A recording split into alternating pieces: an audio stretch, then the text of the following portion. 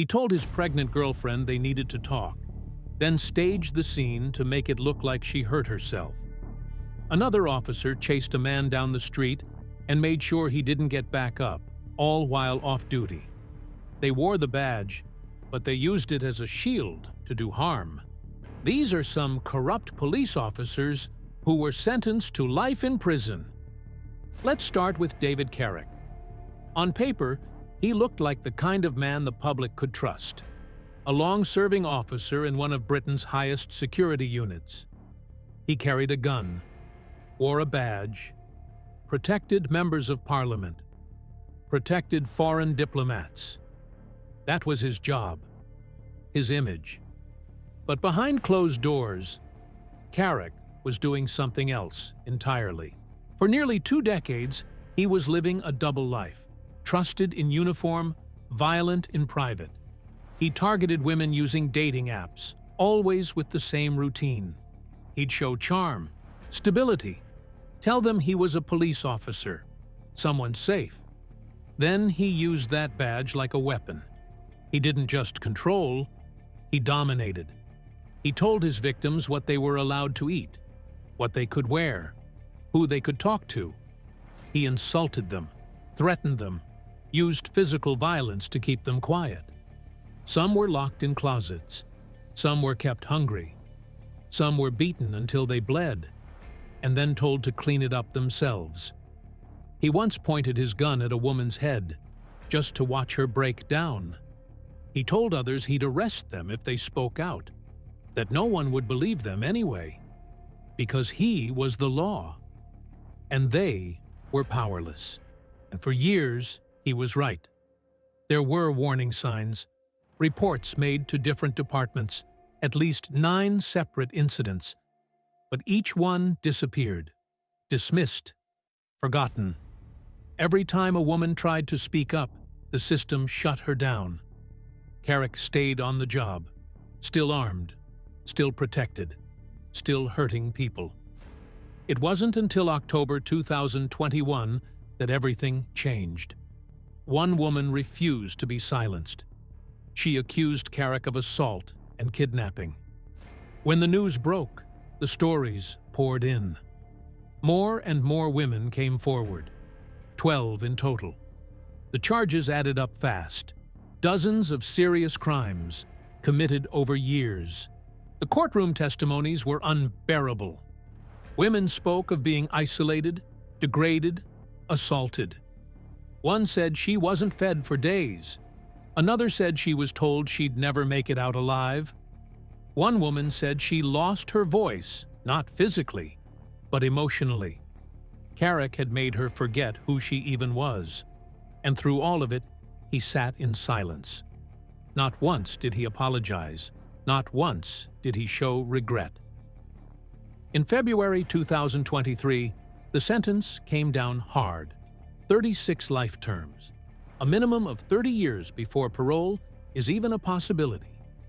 Realistically, he will die in prison. His conviction rocked the country. It forced the Metropolitan Police to confront a bitter truth, that for years they had looked the other way.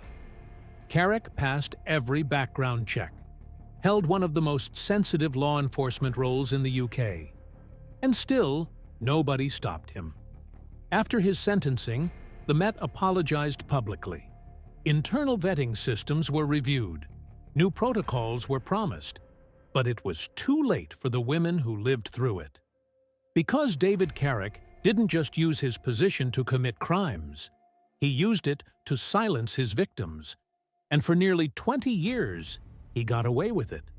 And then came another name that would shake Britain to its core: Wayne Couzens.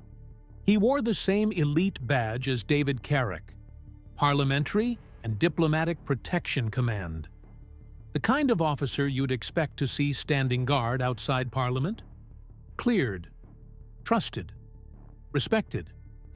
But in March 2021, Couzens used that uniform and everything it symbolized to carry out one of the most devastating betrayals of public trust in British memory. Sarah Everard was just trying to get home. She was 33. A marketing executive? Responsible. Smart. Loved by everyone who knew her. On the night of March 3rd, she left her friend's place in Clapham and started walking. Bright clothing, phone in hand, well-lit streets. She did everything right, but it didn't matter. Couzens pulled up in a rental car. He showed her his warrant card, told her she was being arrested for breaking lockdown rules. She trusted him, because that's what you do when a police officer tells you something. She let herself be cuffed. She got in the car, but there was no police station waiting. He drove her more than 80 miles to a remote patch of land in Kent. What happened next was every woman's worst nightmare. He took her life, then burned her remains and left them hidden in the woods. Afterward, he went to a petrol station, bought drinks and snacks, then went home to his wife and kids like nothing had happened. For a while, it worked. But detectives began retracing Sarah's final steps. Her phone data, CCTV from nearby roads. A timeline began to form, and slowly, the mask came off. Couzens was arrested. At first, he denied everything. Then he came up with a wild excuse, that he was being blackmailed by a gang, that the gang forced him to abduct a woman, that he didn't want to do it. But there was no gang. Just a man who used his badge as a weapon. Then more details came out. Days before the murder, Couzens had been reported for indecent behavior at a drive-thru. It was written up, logged, and ignored.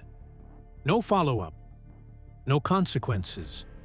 Just another red flag the system missed. In September 2021, Couzens was sentenced to life without parole. A whole life order. No appeals, no early release. He will die behind bars.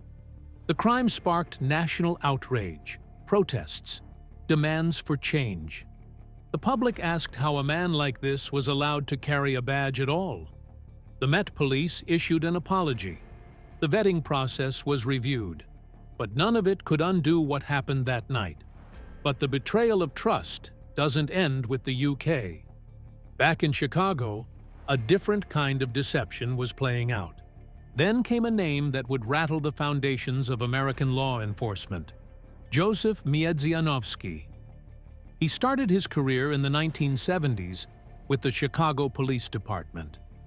To everyone around him, he looked like the real deal. Confident, sharp, professional. He climbed the ranks quickly, eventually leading the gang crime unit. Over 2 decades, he collected 58 commendations, made headlines for drug busts, took down gang operations, earned a reputation as a fearless officer cleaning up the streets.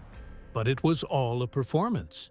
Behind the scenes, Miedzianowski wasn't fighting crime, he was organizing it. He wasn't just corrupt, he was in charge. He exposed the identities of undercover cops to dealers, warned traffickers about upcoming raids, sold crack cocaine, moved weapons, shielded criminal operations from police interference. His reach stretched beyond Chicago, all the way to Miami. He used his badge to grease deals, launder money, and manipulate investigations. By day, he stood in court as a witness for the prosecution. By night, he was collecting payments from the very people he claimed to be locking up. It took years for the truth to catch up, but it did. An informant tipped off the FBI.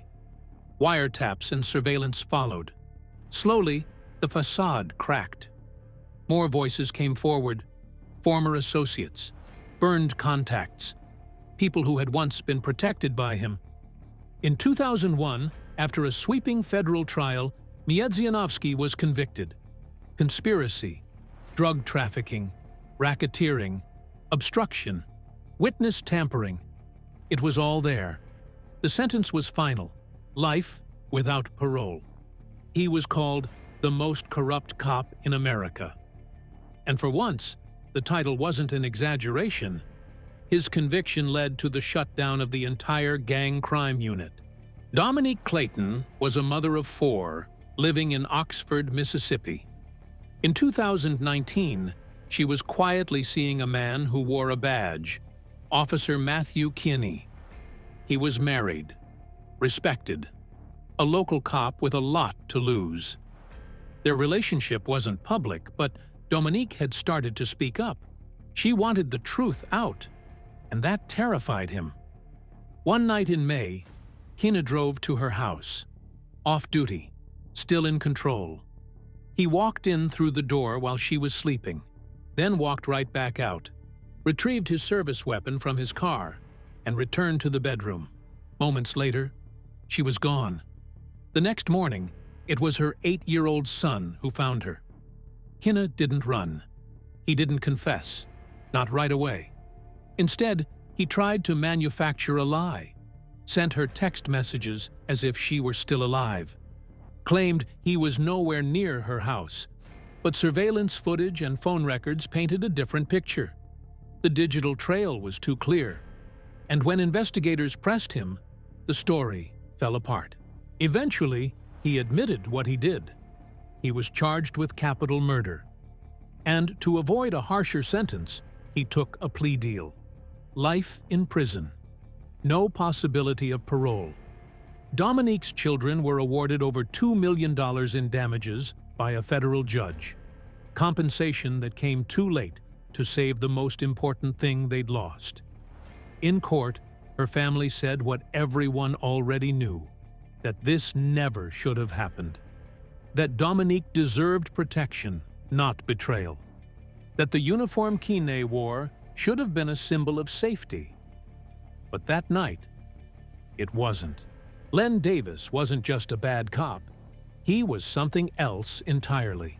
In New Orleans, he walked the streets like he owned them. People feared him, not just because of the badge, but because of the way he used it. Len Davis was bold, loud, known for his temper and his fists. Between 1987 and 1992, he was hit with over 20 complaints. Most officers would have been fired, but not Davis. He kept getting promoted. In 1994, he was even given a Medal of Merit. That same year, he was also working with local drug dealers, running protection schemes, and pulling in cash on the side, all while wearing the uniform. But it wasn't drugs or money that finally brought him down. It was a woman named Kim Groves. She lived in the neighborhood, a mother of 3. On October 13, 1994, she saw something she couldn't ignore: Len Davis beating a young man right out in the open. So she did what citizens are told to do. She filed a complaint with Internal Affairs, quietly, without drama, just the truth. Davis found out within hours, and instead of denying it or trying to explain, he picked up the phone and called in a favor. He told a drug dealer named Paul Hardy that Kim Groves needed to be handled. What Davis didn't know was that federal agents were already listening. His phone was tapped. They heard everything. And still, before they could stop it, Kim Groves was shot outside her home later that night. Her children were inside. She didn't make it. The FBI moved fast. Davis was arrested along with Hardy and another accomplice. The trial was explosive. Wiretaps, surveillance, testimony, it was all there. In court, the prosecutors didn't mince words. They said Davis acted like a mob boss, not a public servant. The jury agreed. In 1996, Len Davis was convicted of violating Kim Groves' civil rights by orchestrating her murder. He was sentenced to death, the first police officer in American history to receive capital punishment for an on-duty crime. His co-conspirator also got the same sentence. But appeals dragged on. In 2024, the courts overturned the death penalty. And in 2025, his sentence was officially reduced to life in prison. No parole. No way out. Nicholas Tartaglione was supposed to serve and protect. He chose something else. Big, imposing, with a law enforcement background and a bodybuilder's frame, Tartaglione once wore the badge in Briarcliff Manor, New York. After leaving the force, he claimed he wanted a quieter life, started running what he called an animal rescue farm. But in 2016, when $250,000 tied to a drug deal went missing, he didn't handle it by the book. He didn't file a report or call it in. Instead, he set up a meeting, one that would end with 4 people dead. He lured Martin Luna, the man he believed had taken the money, to a bar owned by his brother.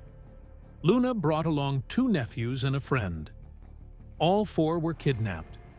Luna was taken to Tartaglione's property, tied up, and never seen alive again. The other 3 were brought there too. They were each killed with a single bullet and buried together in a shallow grave.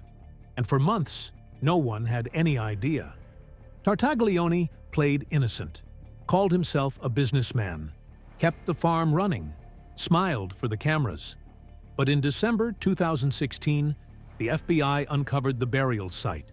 4 bodies, 1 ex-cop, and no more hiding. The charges were massive: kidnapping resulting in death, conspiracy, drug trafficking. In court, he denied everything, said he didn't know how the bodies got there. But the evidence told another story. One of his associates had already taken a plea deal. Another died by suicide during the investigation. The walls were closing in. In April 2023, he was found guilty on every count. 2 months later, he was sentenced to 4 consecutive life terms. No parole, no release, nothing. And then came the twist no one expected. Tartaglione briefly shared a cell with Jeffrey Epstein. Yes, that Epstein. Though he wasn't present when Epstein died, his name was suddenly back in the headlines.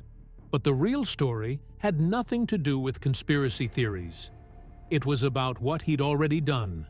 4 lives taken, a shallow grave, and a man who used to wear a badge. Now, he'll never leave prison.